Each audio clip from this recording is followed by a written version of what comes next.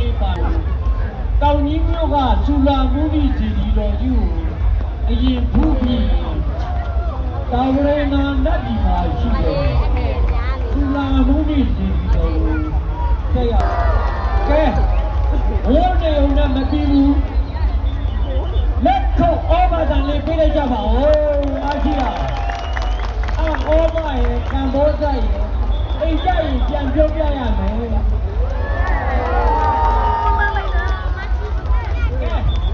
မိုးကုန်းကြောက်တယ်မိုးကုန်းကြောက်တယ်ဟော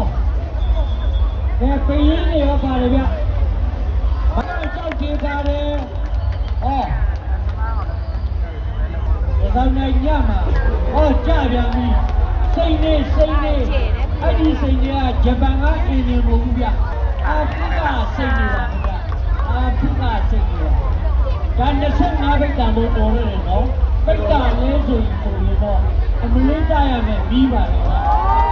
အာကောပါရဲ့